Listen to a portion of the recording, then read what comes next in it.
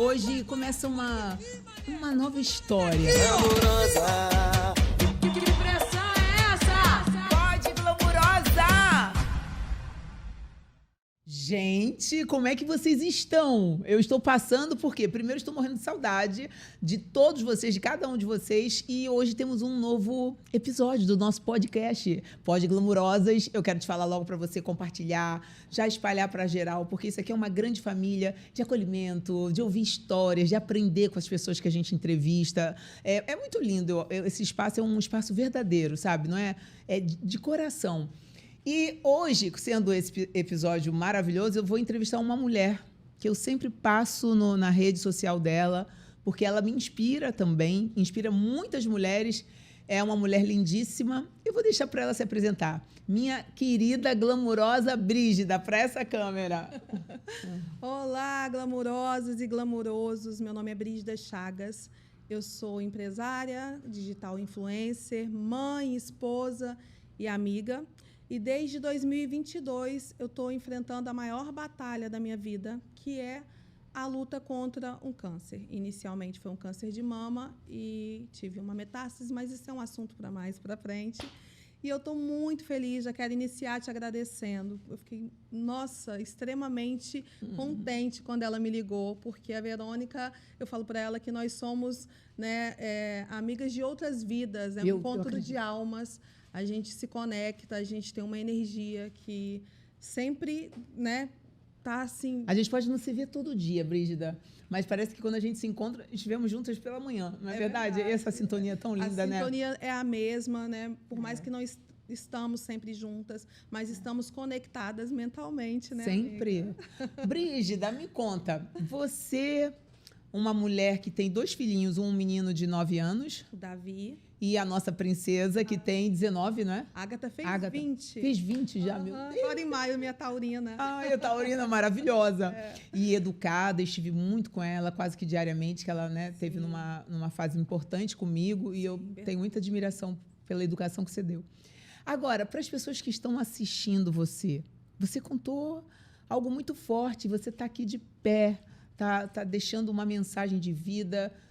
De onde vem tanta força? A minha força vem de Deus, é Ele que me sustenta diariamente. Em momentos que eu penso que eu não vou aguentar, Ele sempre permanece do meu lado, segurando a minha mão e dizendo, eu estou aqui, minha filha, se eu permitir é porque você aguenta. E tem dias que não são fáceis, mas eu entendi que a vida ela é feita de altos e baixos. E quando a gente compreende que está tudo bem ter dias ruins, a nossa percepção sobre a vida é outra. E é isso que eu tenho feito.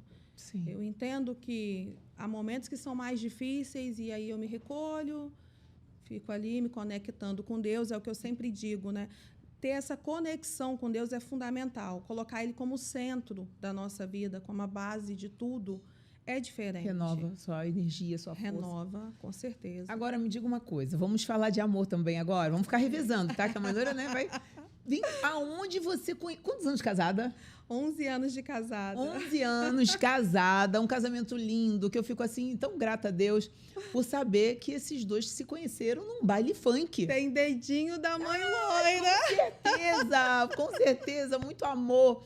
E eu vejo assim, qual foi o baile funk que vocês se conheceram? Eu conheci o José, meu José, meu princeso, te amo, marido. Eu conheci ele no baile da Furacão, na West Show. Baile bom, hein? Baile top, ó. Você estava tocando uma música ou não? Vocês estavam já amigos? Um olhou pro outro, é ela.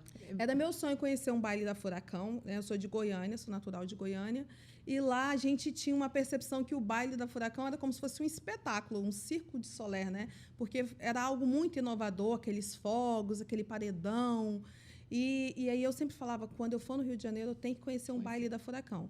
E aí eu pedi para um primo, o Felipe, me levar. E aí ele falou assim, olha, eu vou te levar, mas chega lá, fica na sua. Porque eu sempre fui muito simpática, né? Sim. Sempre fui de falar com todo mundo e tal. É difícil ser simpática, não é? Porque se você cumprimenta... Eu sou muito assim, a vida toda. de dar um abraço, tudo muito fraternal, muito respeitoso. Mas, às vezes, a pessoa que está de longe, ela julga uma mulher de cumprimentar. Eu não vou parar porque eu né, sou assim, amorosa demais. Muito. E assim, mudou um pouco, né? Mas naquela época, Era pior. de repente, se você desse um sorriso, já tá me dando mole. Eu acho Era que muito hoje é assim, você não acha não, complicado. Brígida? Eu acho que melhorou um pouco, porque hoje a gente tem muitas leis aí, né? Que nos acolhe. E naquela época não tinha Sim. algumas dessas leis, né? Então, assim, o cara chegava já metendo a mão, Você né? sabe o que Complicado. acontece muito comigo? Por exemplo, eu tenho um amigo e aí há um tempão eu não vejo esse amigo, aí ele tá ali num grupo e aí eu chego e grito, falo assim, Brígida, uma amiga, Brígida, como é que você tá? E abraço. Aí, às vezes, eu esqueci que eu tinha brigado com ele. aí eu falo assim, olha, você sabe que eu tô meio chateada ainda, mas eu te adoro. Entendeu? Tem esses picos assim também. Isso significa que você tem um coração como de uma criança. Amém. E está escrito na Bíblia que para a gente entrar no reino do céu, nós temos que ter um coração como de criança. Ai, que lindo. Você não é uma pessoa rancorosa que guarda mágoa. Isso é verdade. Se você fosse, você não faria isso. É. Isso é bom, você tem um coração Não, mas puro. tem outro lado, Brígida. Quando você está por exemplo, um evento político, ali pede formalidade. Sim. E a pessoa que é 100% informal e autêntica, só que tem que ser formal. Aí eu estou totalmente formal. Aí eu vejo alguém que eu amo muito, aí eu vou lá, meu Deus, e aí? Dou um abraço. Aí perco, isso aí às vezes cria uma revolta assim, sabe? Em um povo. Mas é o jeitinho mãe loira de ser. Não tem como é sua essência, você não pode perder ela. Eu sei. Isso é importante. E isso é um fator que eu também, diariamente, eu sofro. Eu falo, eu não posso perder a minha essência, porque tem dias que são mais difíceis e conforme você vai passando por muito sofrimento, né? Você está passando por muitos problemas, aí tem vezes que você se perde um pouco de si. E aí eu me reconecto comigo e falo, não posso perder minha essência. Você fica o tempo todo ligado à palavra, que é o que você ouve, vai para o coração e fortalece, né? Exatamente. A essência dessa busca de fé vem através da palavra e de orações, né? Exatamente, com toda certeza. Agora, me diga uma coisa, você no seu, não pode falar os nomes das redes, né? Mas nas suas redes sociais, você nos encanta, né? Porque você sempre deixa uma mensagem positiva, uma mensagem inspiradora. E você faz parte de grupos. Eu te conheci num grupo. Sim. Né? São grupos de apoio. Quando eu iniciei o meu tratamento, eu tive uma rede de apoio tão espetacular, eu fui tão acolhida por todos os lados que eu passei, que eu senti que eu tinha um propósito maior, que eu deveria usar esse momento tão difícil para acolher outras pessoas, já que eu estava sendo tão acolhida. Então, eu resolvi criar grupos de apoio. Eu fazia lives diariamente no app, que não pode falar o nome. Não pode, né? E nessas lives, as pessoas falavam, poxa, eu estou passando pelo mesmo problema, me ajuda, tal. E eu tive a ideia de fazer grupos no WhatsApp, Telegram, e aí eu fui acolhendo essas mulheres, né? Hoje somos quase 4.000 mulheres, onde a gente troca experiências, a gente se acolhe e a gente se ajuda financeiramente também falando. Porque um dos maiores relatos que eu recebo nesses grupos é de abandono. É o marido que falou que não ia suportar passar por aquilo ao lado da esposa e larga ela. É a família que está com a vida muito corrida e não pode pegar essa demanda. Sim. É as amigas que já não enxerga mais aquela amiga porque ela não faz parte mais não faz mais parte das festinhas. Isso, porque ela não tem aquela mesma vitalidade, né? E aí nós nos tornamos uma família e ali nós nos acolhemos, nos ajudamos. E nesses grupos, o meu intuito maior era passar esperança para essas mulheres, sim, sabe? Passar vida, né? A gente está viva, a gente está respirando, então vamos viver o que há para viver. Vamos ficar de pé, está difícil, mas é um dia de cada vez. Amanhã vai estar mais tranquilo. Se não tiver, está tudo bem também. O importante é a gente reagir, é a gente lutar, é a gente agradecer por estar respirando.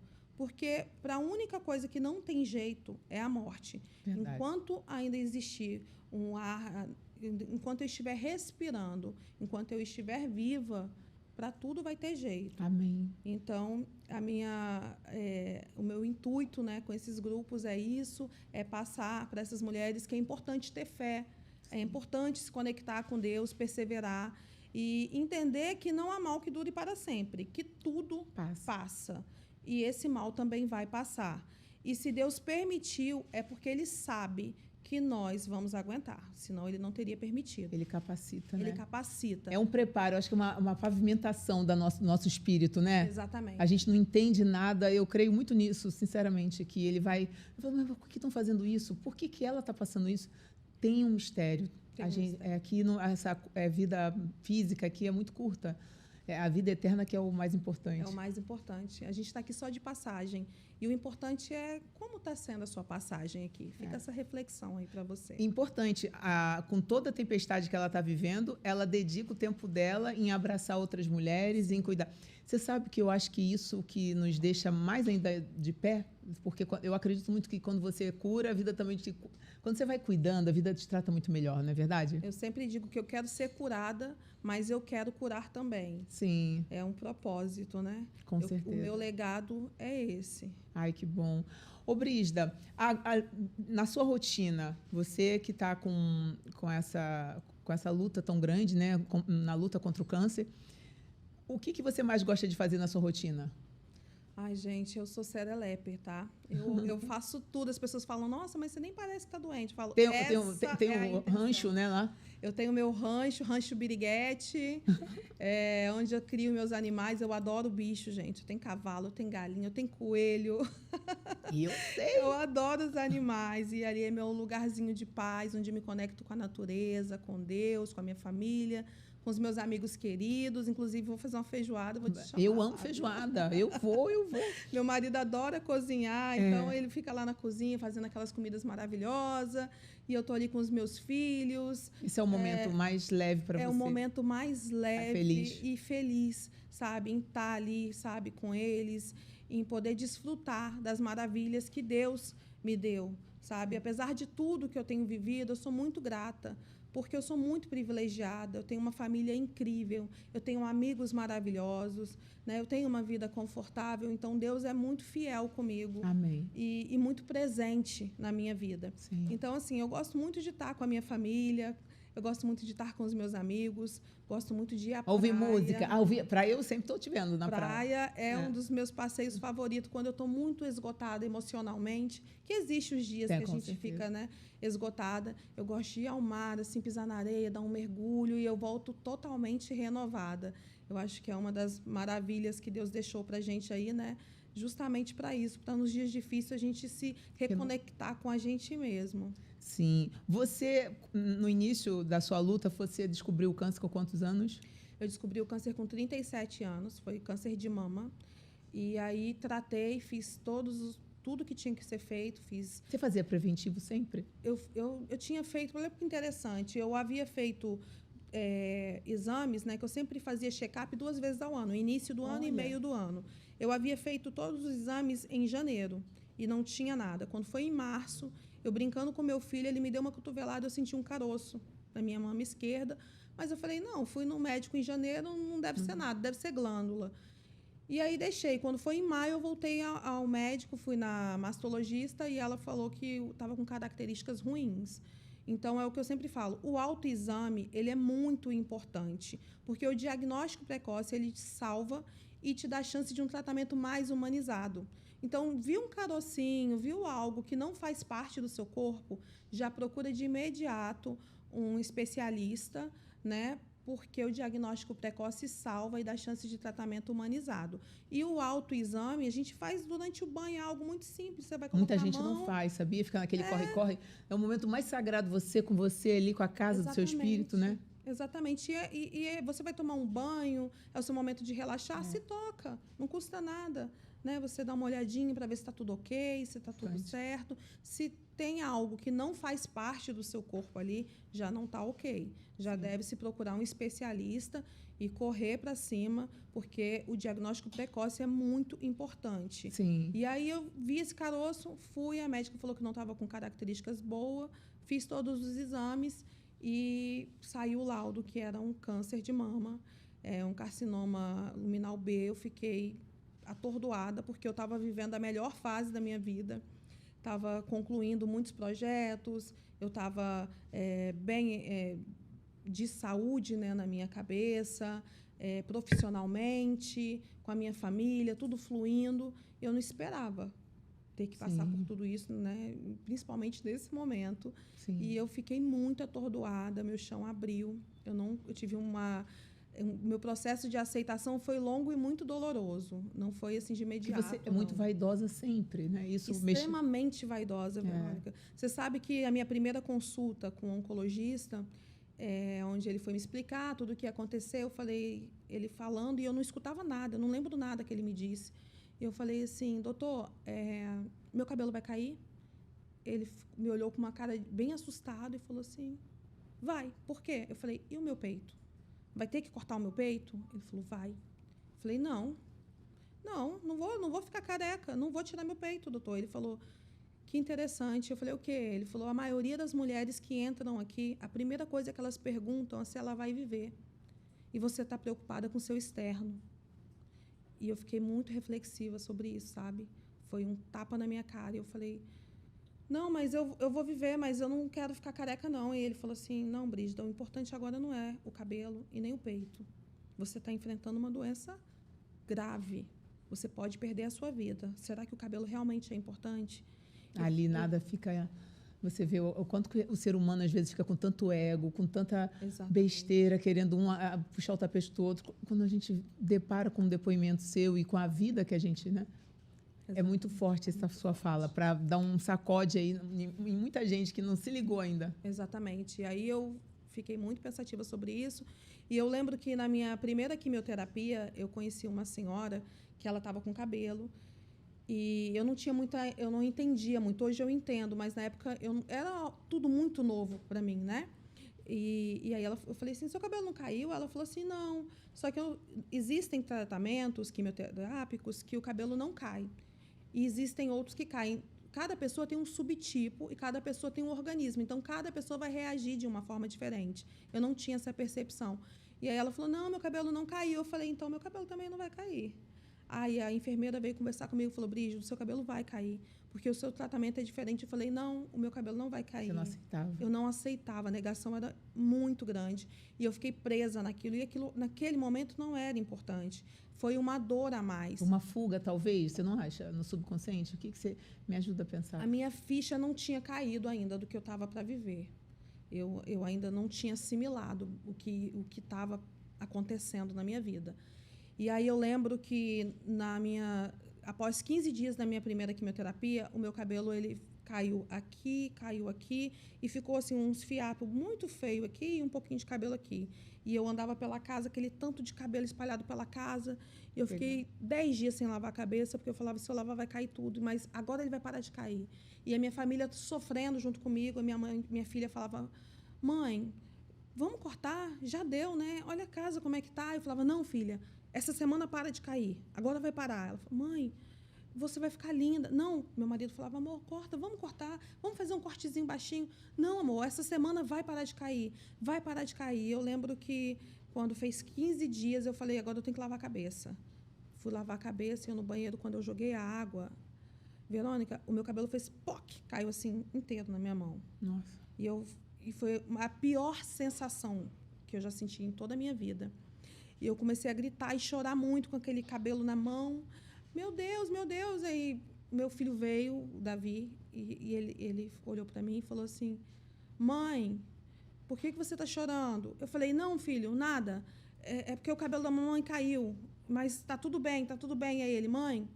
Ele tinha quantos anos nessa... Ele tinha 5 anos. 5 aninhos, muito pequenininho. Ele falou assim, mãe, o que adianta você ter cabelo e não ter vida? Olha. Não é melhor você não ter cabelo e ter vida? Porque se você morrer e você vai levar o cabelo no caixão, para quê? Olha, 5 anos. E aí, nesse momento, eu engoli o meu choro e falei, é isso. É isso. Chegou o recado divino. E aí eu raspei a cabeça e foi libertador, sabe? E aí sempre eu falo isso nos grupos, quando as meninas entram e falam, meu cabelo. Eu falo, gente, desapega. Não é momento de pensar em cabelo, é momento de pensar em cura, é momento de pensar em ficar viva. E a gente não precisa desse sofrimento desnecessário. É um sofrimento a mais. Sim. E desnecessário. Você já sabe que vai cair. Sim. Então, já vamos cortar. É porque as pessoas falam assim, mas cabelo cresce. Sim, cresce, mas demora muito a crescer. E o cabelo, ele é a moldura do nosso rosto. Nós que somos mulheres e vaidosas, o cabelo diz muito sobre nós. Mas neste momento, ele não pode ser o centro das atenções. Talvez essa coisa que você se libertou na hora do banho trouxe leveza. Trouxe total. E aí, porque eu ficava angustiada vendo aqueles cabelos espalhados pela casa, né? Eu andava e falava, meu cabelo tá Você, caindo. graças a Deus, minha amiga, você tem uma possibilidade de ter um tratamento melhor do que o tratamento público, né? Você reveza muito, mas você faz alguns exames quando demora aqui na rede pública, para as mulheres que dependem da rede pública para tratarem o câncer, porque você... Eu não me trato pela rede pública. Não. Não, eu hoje me trato pela Semeru. Eu tenho plano de saúde, graças a Deus. Amém. Mas eu tenho proporção para falar por causa dos grupos que eu tenho, né? E lá eu tenho os relatos das meninas que se tratam pela rede pública. E é muito complicado, é muito difícil. Primeiro que existe filas de espera até você iniciar o tratamento. Isso é muito E sério. tem pessoas que não têm tempo para esperar.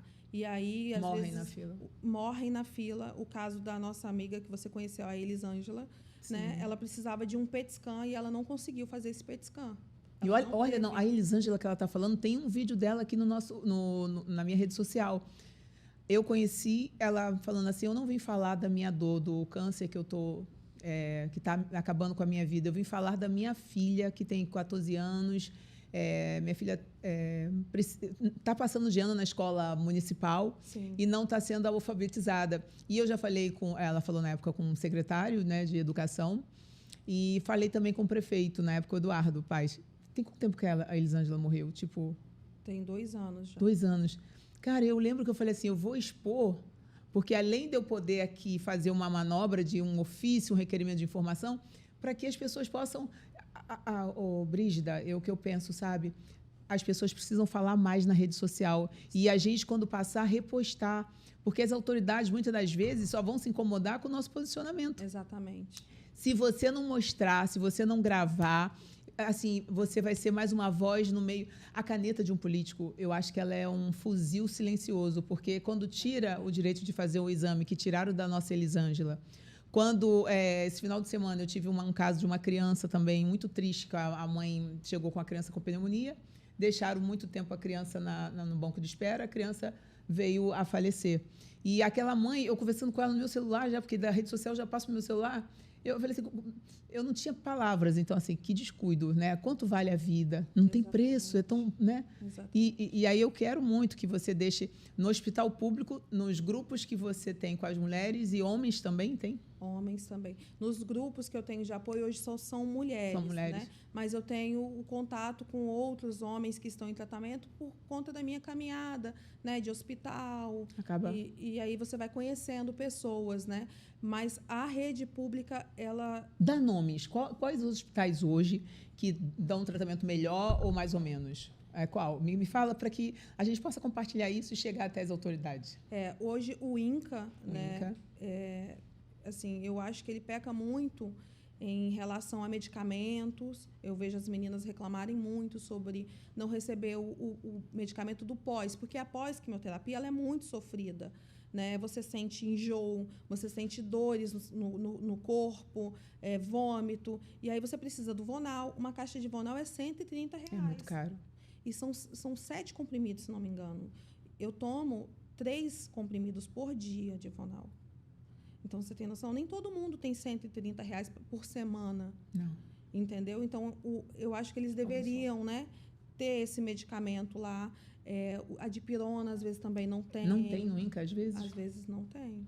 As meninas reclamam. Esses dias eu vi um relato delas falando que não fez a quimioterapia porque não tinha o acesso. O acesso.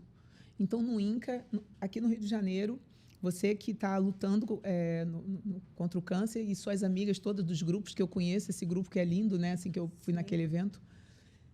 Então, você teria para falar com o governo federal, municipal, estadual, que é desumano, é matar, é silenciar essas pessoas que já estão tão sofridas, né? Exatamente. Exatamente. E o mínimo que nós precisamos nesse momento tão difícil é de um tratamento humanizado, dos recursos que são necessários, medicação, exames. Quantas pessoas a gente acompanha já perdemos que várias. Morrem por falta do exame, ficam na fila de espera, aí não consegue esperar. E a doença, ela não espera, né? Ela é algo Agressiva. é agressivo, que tem que ser imediato, né? Você tem que fazer um exame, já tem que ser para ontem. Tem que ser tudo para ontem. A gente não tem tempo para esperar, porque ela se espalha muito rápido. Pois você veja, eu iniciei o tratamento com câncer de mama. Fiz tudo o que tinha que ser feito. Tive uma metástase no meu pulmão. Fiquei um pouco rebelde, não queria voltar ao tratamento, não aceitava, porque eu já estava me recuperando, né, da pancada do primeiro tratamento. Em 2 meses, a doença se proliferou. É muito rápido que acontece. Se você tivesse, nesses 2 meses, feito, né, Eu nunca vou saber, na verdade. A gente né? não tem essa certeza. Não tenho a certeza, mas eu me cobro muito, eu penso muito sobre isso. Talvez se eu não tivesse parado esses 2 meses, será que eu estaria na situação que eu estou hoje? Não. Então, eu procuro cobra, não né? ficar pensando muito nisso, Sim. porque eu preciso ficar bem. Esse tratamento, 80% é o nosso psicológico. Se a minha cabeça não fica boa, o meu corpo não fica bem. Sim. Então, eu preciso manter a minha cabeça firme, eu preciso me manter de pé, eu preciso ficar bem, sabe? Então, assim... Você falando, então, hoje a pessoa dá passo a passo da rede pública de uma forma de dar voz às meninas que você acompanha também, que lutam, para que a gente possa fazer uns cortes aqui e direto, sabe? O INCA é isso, o hospital ali, para até levar o INCA, tem essa fila. Às vezes a pessoa demora do diagnóstico.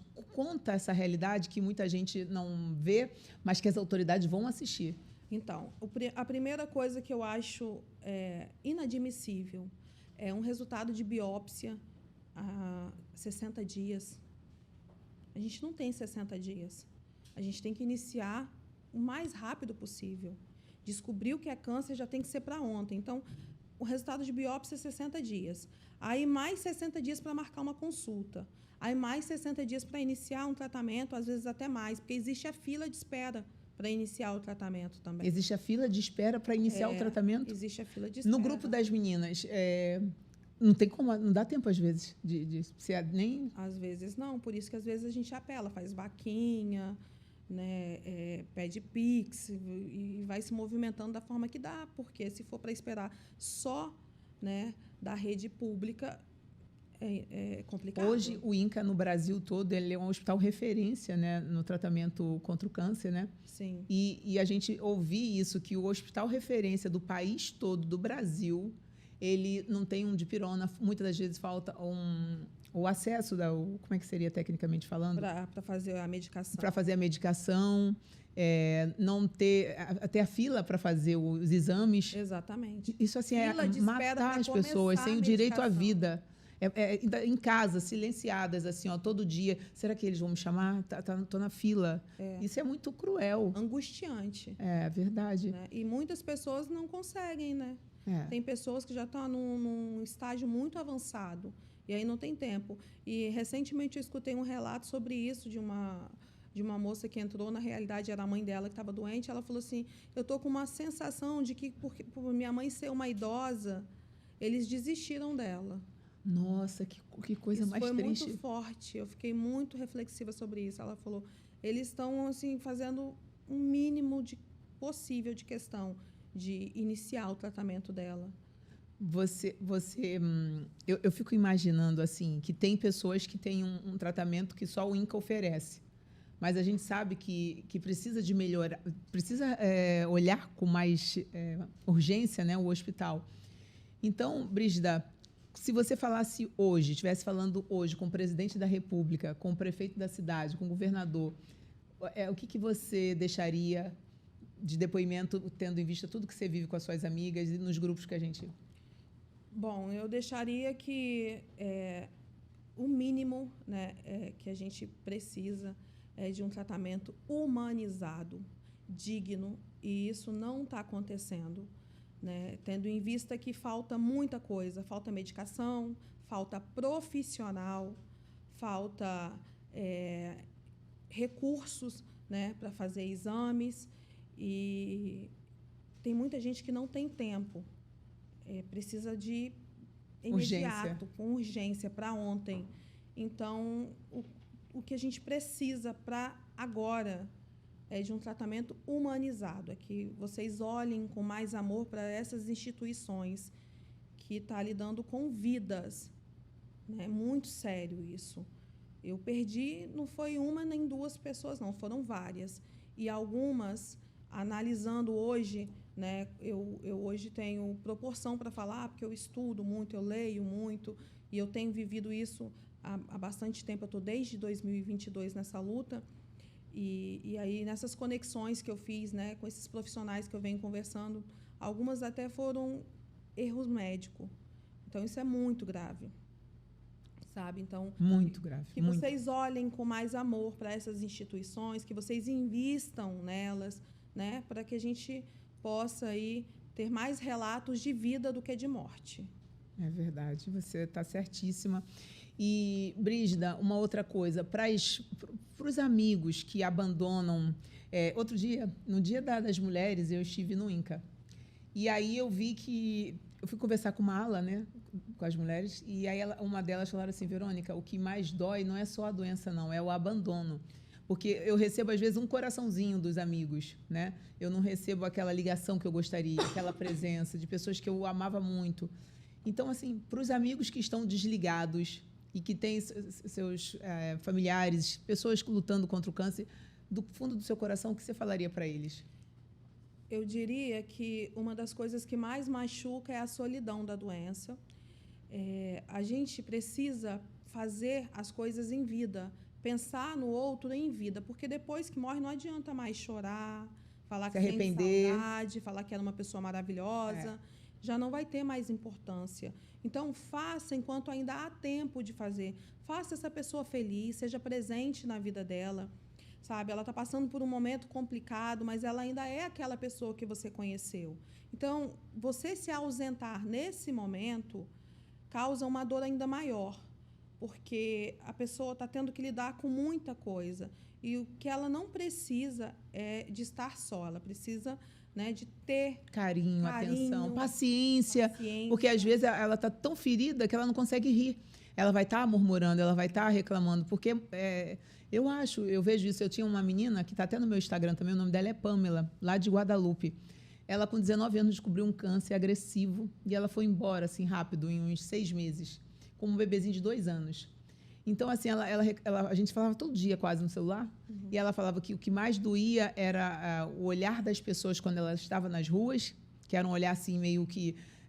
às vezes, ela falou algumas coisas que ela sentia, e o abandono dos amigos, o abandono do namorado.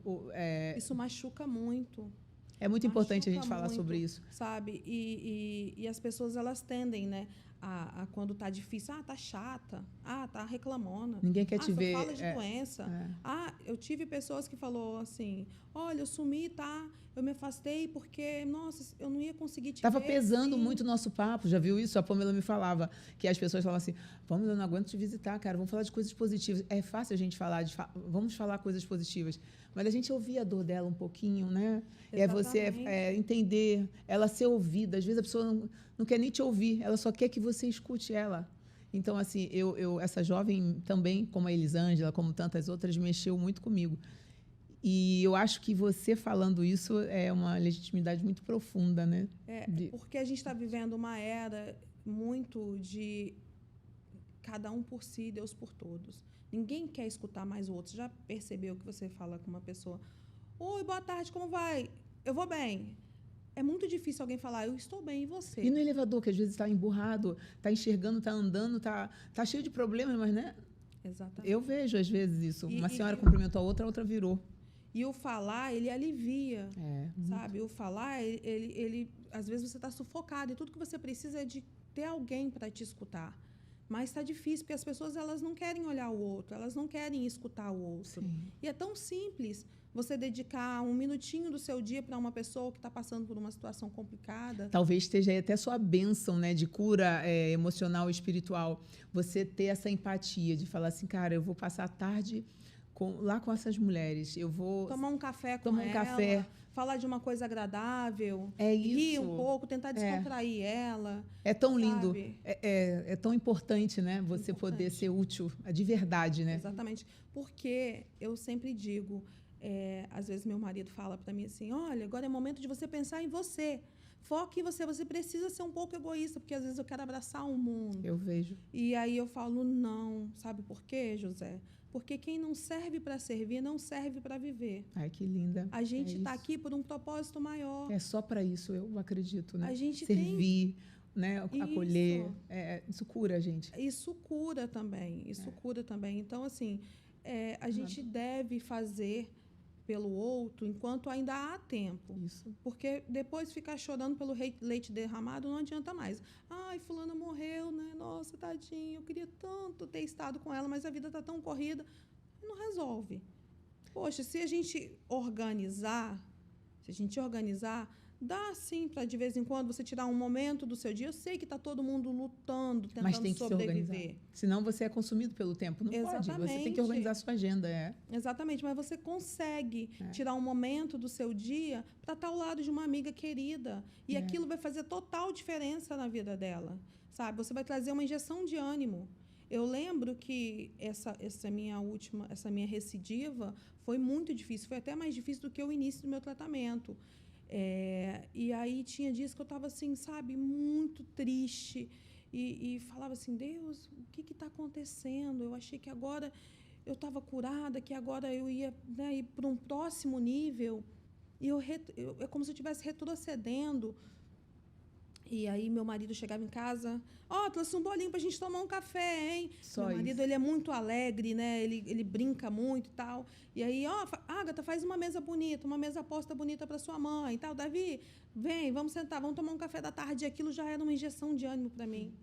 Eu já O amor, né? O carinho. O amor cura. Ai, com certeza. Eu acredito muito nisso. Sabe? O amor cura. E aí eu falava assim, cara, não, eu preciso ficar bem. Olha isso. Olha quanto amor. Olha quanto eu sou privilegiada. Eu estou triste agora, mas amanhã eu vou ficar bem. Vai passar. Eu vou ficar bem. E é isso, né? É um dia de cada vez, mas sempre com a percepção de que não há mal que dure para sempre. Amém. E conectado com Deus. Porque a fé... É tudo que a gente tem tudo. de força, né? A fé. Tem pessoas que falam assim... Pessoas que conhecem o meu íntimo, que sabem da minha vida profundo, falam assim, amiga, eu agora fui em Goiânia recentemente, uma amiga falou, amiga, sinceramente, eu não aguentaria 20% do que você está passando. Eu já tinha, falei, que isso? Não fala isso, não. Ela falou, você não sabe quanto é preciosa a vida, né? Ela falou assim, eu não aguento, não. Como é que você aguenta isso, cara? Não dá para entender. Eu falo, dá sim. É Deus. É Ele quem me sustenta. É Ele quem segura a minha mão. Brígida, minha glamurosa, contando todas as suas dores, incentivando, acolhendo. Tão lindo isso tudo. Eu tenho muito orgulho de você.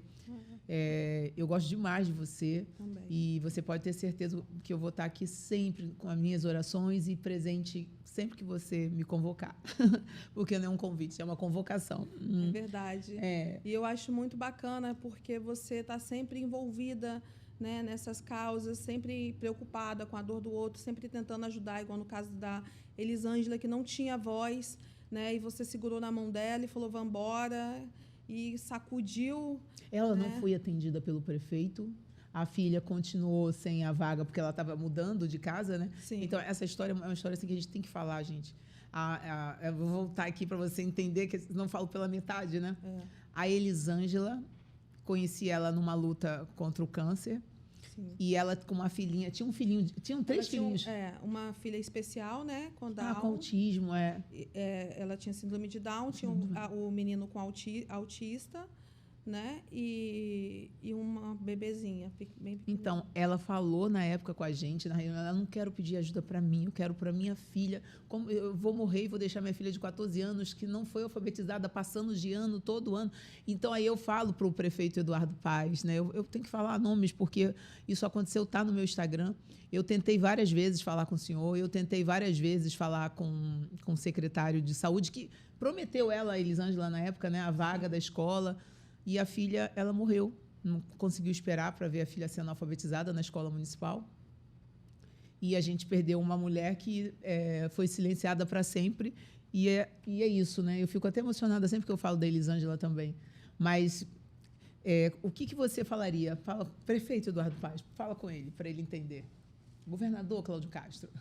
Nosso prefeito aí, nosso Dudu, vamos olhar com mais sensibilidade para algumas causas aí que são super necessárias, né? Educação e saúde é primordial. Sim. Não pode ter essa distração, né? Ou então, sei lá, outras prioridades. Exatamente. Isso aí não pode acontecer. Agora, você, como uma mãe de jovens, né? Que ela está com 20 anos, a Agatha. Como é que você administra essa agenda com toda a luta e você é uma mãe muito presente? Como é que, para as mães que estão agora nos assistindo? Ser mãe é uma realização, né? Para mim, os meus filhos, eles são diariamente a minha força. E nesse momento, muitas das vezes, quem segura a minha mão são eles, sabe? Mas eu tento o máximo possível. Eu tenho criado as memórias afetivas que eu acho importante. Recentemente, até houve, né, um debate, porque... nesses grupos de apoio que eu tenho, quando alguma oncofriend se vai, quem vem dar a notícia é o marido, ou a mãe, ou algum parente. E aí teve um marido que compartilhou com a gente, né, que uma oncofriend tinha partido, só que ele queria permanecer no grupo, porque a gente fortalecia ele. Ele está até hoje, já tem 2 anos isso. E ele nos contou, ele nos relatou que uma das maiores complicações para ele estava sendo datas comemorativas, Dia das Mães e aniversário, porque as crianças estavam sofrendo muito. Isso é muito forte, essa fala. Isso é demais. No, Dia das Mães nas escolas, você não acha que é para uma mãe que está sofrendo? Exatamente. E aí ele disse que a criança, quando era Dia das Mães, na hora daquela festa, aquela apresentação, ela ficava tipo uma semana inteira sofrendo, né? E com saudade da mãe, sem entender porque ele era o único que não tinha a mãezinha e tudo mais. Isso me tocou profundamente. E desde então eu decidi que o Davi não ia mais participar de comemoração do Dia das Mães na escola, porque eu não sei o dia de amanhã. Eu tenho criado os meus filhos, as pessoas falam assim, nossa, mas você fala muito abertamente. Eu tenho oncofriends que fala que nem conta, os filhos nem sabem que elas estão doentes. Inclusive, tive um relato também de uma que os filhos, quando a mãe morreu, não sabia por que a mãe tinha morrido, porque ela passou por tudo isso calada, sozinha. E as crianças ficaram totalmente atordoadas e perdidas. E eu aprendo muito, né, nesses grupos, e eu pego para mim o que eu acho que eu tenho que pegar e em cima daquilo eu falo, não vou fazer assim, vou fazer diferente. Então, eu crio meus filhos para serem fortes, né? A gente está vivendo aí a era das doenças psicológicas, das doenças mentais, né? Então, a gente precisa cada vez mais ensinar os nossos a serem fortes para viver nesse mundão louco que a gente está vivendo aí. E eu jogo muito limpo. A Agatha, ela é mais velha, ela tem 20 anos, já terminou a escola e tudo, então eu não tenho esse problema. Mas o Davi, eu falei, eu não quero que ele participe mais, porque eu não sei como é que vai ser, né, a cabecinha dele, porque ele é muito pequeno ainda quando eu não estiver aqui. Então, eu crio as memórias afetivas neles, nos dois, que eu acho realmente importante, né? Eu sou muito presente na vida deles. Eu tenho uma relação com a Agatha de amizade. Ela fala, mãe, você é minha melhor amiga. E quando eu olho para ela, né, eu sinto que eu venci na vida, sabe? Eu fiz o que tinha que ser feito. A Agatha, ela é uma menina extremamente forte, ela é uma menina madura, ela é uma menina amável. Organizando a vidinha dela, né? Isso é tão importante. Exatamente. E o mais importante, né? Eu tenho criado eles para serem fortes, para no dia que eu não estiver aqui, eles conseguirem seguir em frente bem, com a cabeça boa, sabe? E com o sentimento de que, cara, minha mãe não está aqui fisicamente, mas espiritualmente ela vai estar sempre do nosso lado. Sim, com certeza. Então, eu falo sempre para eles, olha, eu amo vocês até depois do fim. Falo, filha, te amo até depois do fim. Davi, eu te amo até depois do fim. Porque eu quero que eles, para sempre, sintam que... A vida não é só isso, né? Exatamente. A vida eterna que a gente vai todo mundo se encontrar, eu acredito. Exatamente. Então, Eu sou muito participativa na vida deles, jogo muito aberto. Não sou uma mãe Nutella, eu sou uma mãe raiz. O que seria ser com você uma mãe raiz? Conta aí. Na minha casa não tem esse mimimi, não. Que tipo de mimimi? Conta pra gente. O mimimi do Todes. Não me cancelem, tá bom? Por favor, essa é a minha opinião. Não espero que vocês entendam, só espero que vocês respeitem. Mas eu falo que... Ai, mãe, fez bullying. Como é que foi o bullying? Peraí, vamos analisar. Me chamou de magrelo. Mas você não é magrelo? Para desconstruir, é muito sábia. Entendeu? Então...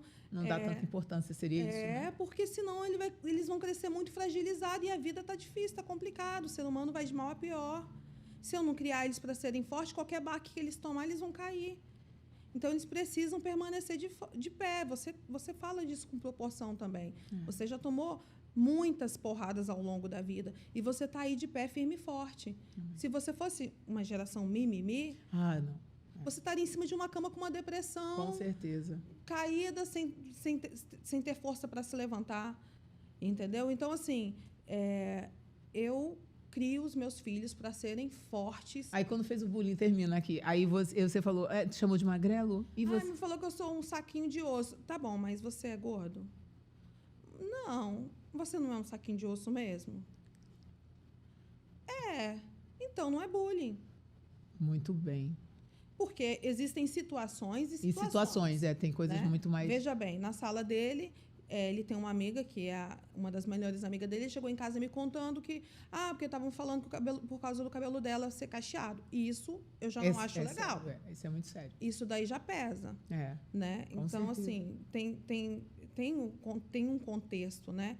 A gente coloca na balança, a gente analisa. Cada história uma história. Existe sim o bullying, né? O que prejudica, cruel, o que é cruel, o que prejudica paralisa, acaba criança. com a criança. Mas a gente não pode também querer, né? A gente tem que dosar, né? Tem que colocar na balança e tem também que falar para ensinar a criança, olha só, você tem que aprender a se defender também. Sim. Né? Dentro do que é certo. Sim. Te chamou de magrelo. Você é magrelo mesmo. Sou magrelo mesmo. E aí? Sim, essa foi boa. Agora, se você ficar, eu sou magrelo, tal, vai ser pior. Então, eu educo eles para que eles sejam fortes, mas eu também dou a consciência para eles de que existe o certo e o errado. Isso é tudo. Para ele saber que não é qualquer brincadeira. Exatamente. Não é brincadeira, aquilo é maldade. É maldade. Eu falo, existe a maldade e existe a falta de noção. Também. Né? A brincadeira que não foi nem pensada. Né? Então, assim, para e analisa, coloca na balança. A Agatha, ela é muito tranquila em relação a isso, ela leva tudo muito na esportiva. Mas ele é pequenininho, tem 9 anos, né, Brígida? Isso aí, ele é muito, muito bebê, mas a gente vai ensinando. É importante. Né? E vai colocando já na cabecinha. Eu falo sempre, Davi, a vida só é dura para quem é mole. Ele já tem esse bordão, ele já fala isso. Às vezes, quando eu estou... Assim, ele, mãe, a vida só é dura para quem é mole. Ai, que fofura.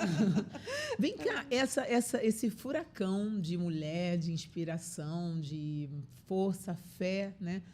Você ainda é digital influencer, seria isso? Sim. Porque você arrasa lá no seu... Não posso falar das redes, a mãe loira das antigas, então eu fico falando de TV. Agora eu fico tentando receber dicas dos amigos. Verônica, isso não, isso aqui sim, não é? Eu sou do app vizinho, né? Meu Deus, olha isso. Você arrasa lá. Eu faço lives lá também, né? Que também, para mim, é uma força, porque eu falar, ele alivia. Né? E nessas lives era como se fosse uma terapia para mim, até hoje porque é onde a gente troca, onde a gente conversa. Existem muito os haters também, né? Sim. Que são as pessoas que geralmente... carregam ódio, né? São pessoas amarguradas com a vida, né? Que estão de mal com elas mesmas, porque eu acredito muito que cada um oferece o que tem. Quando você vai ver, analisar a vida de uma pessoa que fica ali te atacando gratuitamente, deixa eu ver o que está acontecendo com a vida dessa pessoa. geralmente são pessoas que são amarguradas, que são infelizes, que tá de mal com a vida, que não foca na vida dela. Você recebe esse tipo de gente com comentários? É mesmo? Eu recebo muito ataque. Que absurdo, eu não sabia. Muitas pessoas me atacam gratuitamente, assim, por nada, sabe? Ah, você é horrorosa, e você é careca, e você é Que isso, gorda, Brígida? e você é ridícula, e você se acha, você não tá doente nada. Muita coisa. Brígida, meu Deus, eu não acredito que existe Muito, eu esse tipo de recebo comentários. muito ataque. Então, assim, eu sou uma digital influencer que não sou tão online, né? Porque devido a essas demandas de muitos ataques, as pessoas ficarem me xingando, me agredindo verbalmente, por nada, Verônica, assim, por nada. De eu postar um vídeo, você achou que você está bonita? Ridícula, gorda, Meu Deus, eu não acredito. cafona. Não acredito. Muito. Então, isso chegou um momento que começou a meio que me prejudicar. Eu ficava triste. Nossa, mas por que essa pessoa me chamou de ridícula? Por que essa pessoa está me xingando? Por que essa pessoa está me tratando assim? E aí, na terapia, a psicóloga me sugeriu que eu não ficasse tão online. Falou, olha, você trabalha com isso, certo, certo. Você tem alguém que possa te dar um apoio, te ajudar na questão de responder, de postar? Eu falei, tenho. Ela falou, então faz o seguinte, grava seus vídeos, pede para alguém postar e não fica nem olhando nada. Sim. Fica mais offline possível. E eu não assisto jornal, porque além de eu estar tratando essa doença, eu tenho transtorno de ansiedade. Sim. Então, jornal é muita notícia caótica, né? É muita coisa horrível que acontece. Você evita, você alimenta mais o seu espírito, a sua luta com o amor dos seus filhos, com a fé que você tem em Deus, que é linda. Exatamente. Com a rede social, sim, porque você compartilha ali as suas experiências. Exatamente. Então, é fundamental. Não são essas pessoas cruéis que vão tirar o seu foco. Não. Porque, né, a palavra de Deus, ela diz assim... que ele veio para te edificar, ele não veio para te ver fraco, né? Deus, ele espera. Não estou lembrando o versículo, mas... Então, assim, essa força que você é um testemunho vivo, assim, um testemunho de vida, de tudo. Eu acho que você é uma maravilhosa demais, né? Porque eu te amo, te adoro. Eu também. Mas é porque eu vejo isso em você. Não pare nunca de fazer o que você ama, que são suas redes sociais, para esse tipo de gente que não merece nem sequer te ver. Na verdade, nem eles não merecem passar por ali. E eu coloquei na minha cabeça que essas pessoas, elas estão oferecendo o que elas têm. E eu não posso me igualar a elas, né? Isso é o que elas têm a oferecer, mas eu tenho amor para oferecer. Eu tenho um propósito, né, de vida, e que eu sempre falo que eu quero ser curada, mas que eu quero curar também outras pessoas, que eu quero inspirar, como eu sei que eu inspiro. Eu tenho muitas mulheres que falam, poxa, não para não, porque eu me inspiro em você. Com certeza. Porque você traz luz para a minha vida, porque você me alegra. Então, eu quero continuar sendo a alegria de outras pessoas, eu quero continuar inspirando outras vidas. E a pessoa que está passando pela mesma luta, com certeza, você é vida. E as pessoas que estão passando pela mesma luta que você está passando e que pararam de fazer suas redes sociais, que era uma terapia, era um momento ali importante, o que você deixaria para essas pessoas? Eu deixaria que você não deveria parar, que você precisa continuar, que você precisa seguir em frente. Faz bem, né? Se te faz bem, é isso. Continua, né? E vai para cima. A vida é agora. Enquanto Deus ainda está soprando um ar nas nossas narinas, a gente precisa continuar e seguir em frente. Você é sua melhor amiga, que você é muito cuidadosa com você. Você é sua melhor amiga. Isso aí. A gente precisa, né, ser o nosso primeiro amor. Eu sou o meu primeiro amor. Eu sempre falo isso pro meu marido. Ele fica, poxa, eu falo, mas eu te amo também. Mas eu preciso ser o meu primeiro amor, sabe? E a autoestima, ela é muito importante, sabe, Verônica? Não é futilidade, as pessoas tratam isso com muita... Tem muita gente que fala assim pra mim, nossa, nem parece que você tá doente, né? Algumas até com um pouco assim de desdém, sabe? Eu falo, mas essa é a intenção. Eu não quero parecer doente, eu quero parecer viva, feliz, saudável, bonita. Eu sou extremamente vaidosa. Eu já acordo passando batom, botando brinco. Eu só ando assim, sabe? E eu acho que é muito importante isso, sabe? Não perder a vaidade, continuar se arrumando, sim, independente de você estar careca, de você estar com o cabelo caindo, ou de você estar acima do peso por conta das medicações. A gente toma muita corticoide, então tende a inchar, né? Procura um modelito que vai favorecer o seu corpo, uma roupa que você se sinta bem, mas o importante é você continuar, sabe? Independente de que forma, dá seu jeito, mas continua, se cuida, se arruma, sabe? Passa um batom, vai tomar um café com as amigas, grava o seu vídeo, faça o que te faça feliz, o que te faça bem, porque ficar feliz é muito importante nessa fase. Muito sabe? boa. 50% é a nossa mente, é a gente estar feliz, é a gente estar bem. E um outro ponto que é muito importante também, eu até estava conversando sobre isso anteontem. Um pastor foi lá na minha loja vender um negócio, que eu trabalho com a compra de ouro também. Sim. E aí ele falou assim, olha, eu não te conheço, eu posso fazer uma oração por você e tal? Eu falei, pode sim. Aí no final ele falou assim, olha, eu não sei o porquê, mas Deus está me inquietando.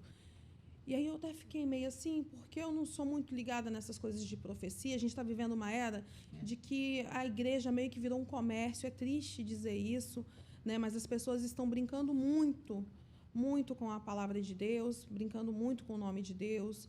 E a gente tem que tomar bastante cuidado. Mas aí eu escutei, ele falou, olha,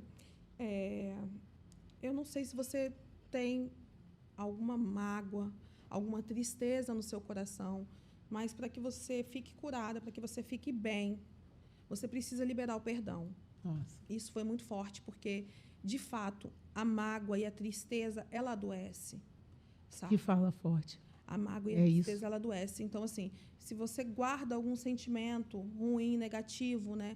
Uma tristeza, alguém te feriu, te magoou, libera o perdão. Não quer dizer que você tenha que conviver com essa pessoa, que você tenha que colocar essa pessoa na sua vida de novo. Mas, por você, libera o perdão, Sim. sabe?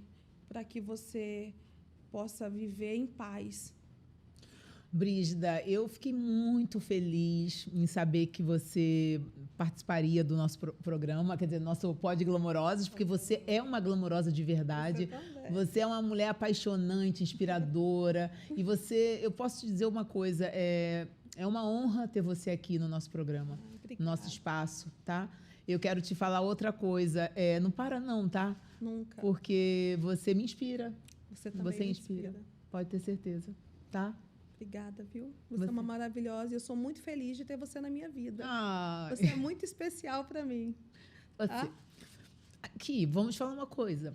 Qual a música de funk que você mais curtiu e curte até hoje quando você escuta? Como funkeira raiz, eu tenho que puxar isso para ela. Gente, a minha música favorita, para quem não sabe, eu sempre fui fã dessa mulher aqui, meu marido sabe disso. Eu sempre achei a Verônica uma mulher forte e inspiradora, guerreira, sabe, para frente. E apesar de todos os percalços, que foram muitos, ela nunca desistiu, ela sempre foi para cima, uma mãezona, uma mulher muito humanitária, que está sempre pensando no outro. Todas as vezes que eu procurei a Verônica para pedir ajuda para algum projeto, para alguma amiga, ela sempre se propôs a ajudar e de fato, ajudou. E sempre, até nos momentos mais difíceis da vida dela, porque ela passa por muitos, vocês olham assim, acham que é só esse glamour aqui. Não é só esse glamour aqui não, meu amor. Essa mulher aqui é uma aroeira. E mesmo nos dias ruins dela, ela sempre tem um olhar pelo outro, ela sempre olha para o outro, ela coloca a dor dela na sacolinha e acolhe. Né? E eu também sou muito assim, então a gente, né, se conecta também por esse fato. E pelo fato da gente estar sempre dando a volta por cima.